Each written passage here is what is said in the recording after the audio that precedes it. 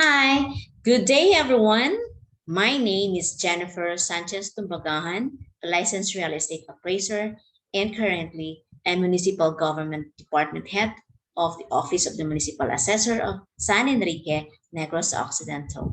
In my 22 years in the government service, one of the best experience when I was in the provincial government was conducting tax information campaign and appraisal of real properties all over the province. I learned that taxpayers need to reach out, even in the far-flung areas, to hear their sentiments about their properties, even ask them if we're able to pay their taxes dues. Because you know why? Real property taxes is the lifeblood of our country. And the taxpayers are the most important people in our community because they're paying the real property taxes. They could help achieve the projects and programs of the government. It is my wish that every local assessors will continue to perform well to help government sustain its financial resources to provide a better way of life to our constituents. And now, to give you the highlights, where I'm talking about real property taxes, taxpayers, and our performance, here is my research study entitled Implementation, Performance, and Client Satisfaction of Municipal Assessment Offices in Negros Occidental. We'll share with you a rationale of the significance of the study, methods, summary of the findings, conclusions, recommendations, original value of the paper, references, and the closing statement.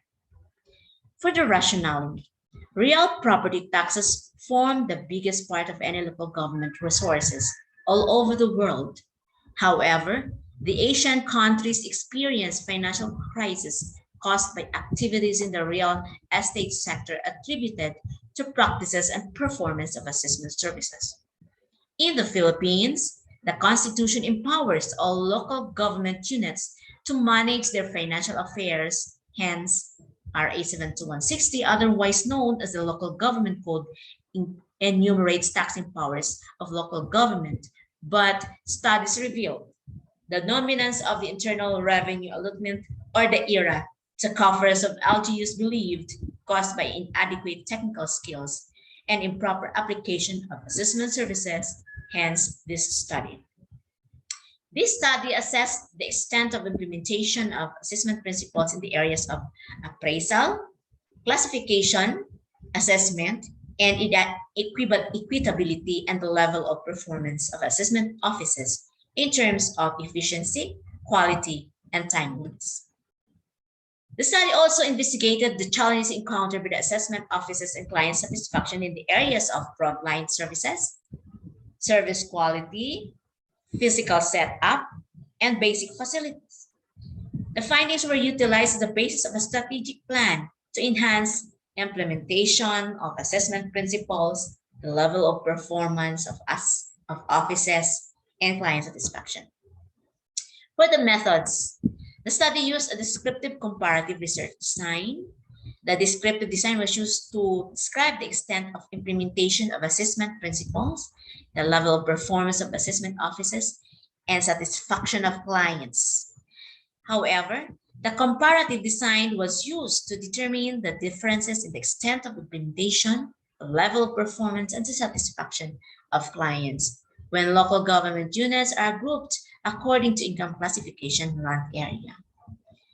The total number of respondents were 439, comprising of 18 assessors and 16 employees, identified through stratified random sampling, while 352 taxpayers identified by convenience sampling participated. Data were collected using a researcher-made survey instruments based on the provisions of RA 72160 to measure the extent of implementation of assessment principles, while secondary data were used to measure the performance of assessment offices. Performance Commitment Review, or the OPCR, of the Civil Service Commission, and a researcher-made survey instrument based on the report card survey of the CSC. It's likewise used for the level of satisfaction of clients, taxpayers. A checklist of challenges encountered was prepared for the respondents. The conduct of the survey was face-to-face for assessors and their staff, with enumerators observing health protocols, also for the client taxpayers who came to the office during the data gathering. The researcher addressed the general ethical principles of respect for persons, beneficence, and justice to ensure the ethical soundness of the study. These ethical considerations emphasize social value of the study, informed consent before participation, vulnerability of the respondents, risk and benefits, privacy and confidentiality, justice, transparency, qualifications of the researcher, adequacy and facilities, and most of all, is community involvement.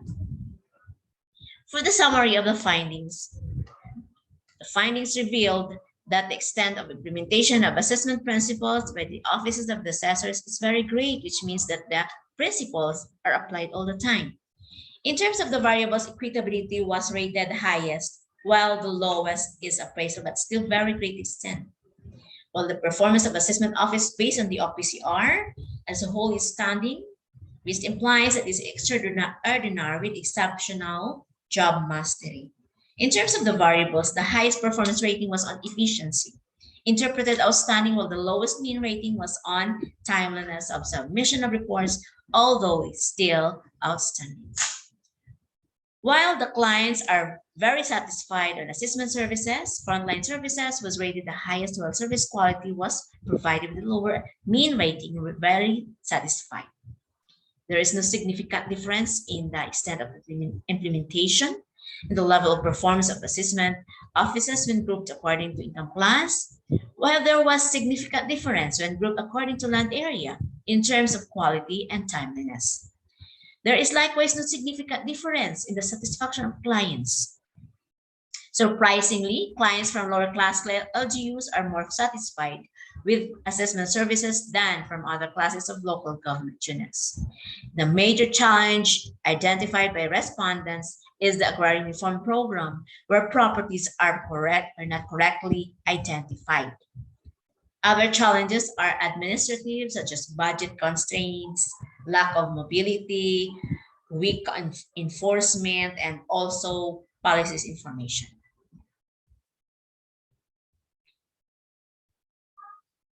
The very great extent of implementation of assessment principles predicts outstanding performance translated into very satisfied taxpayers.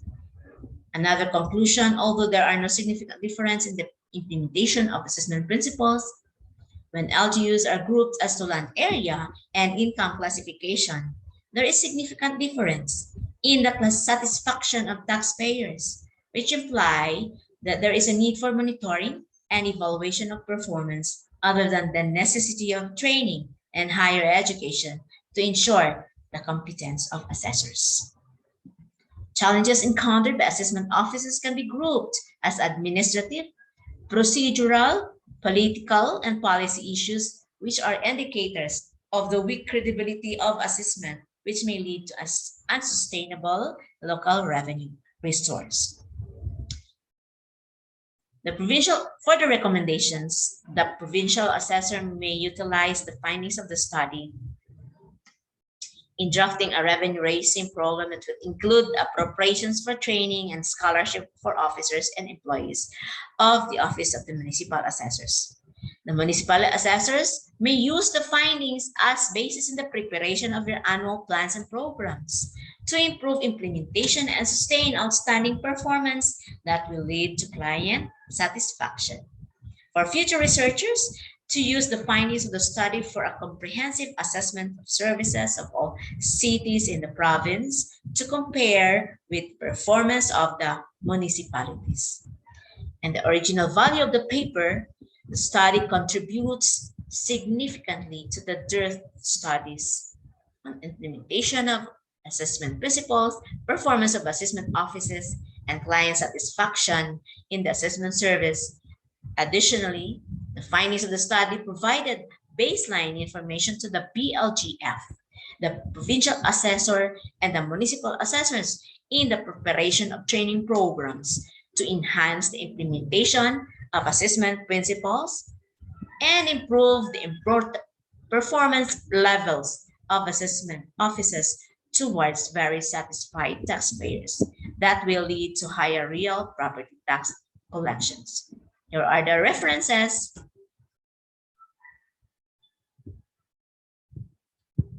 Closing statement.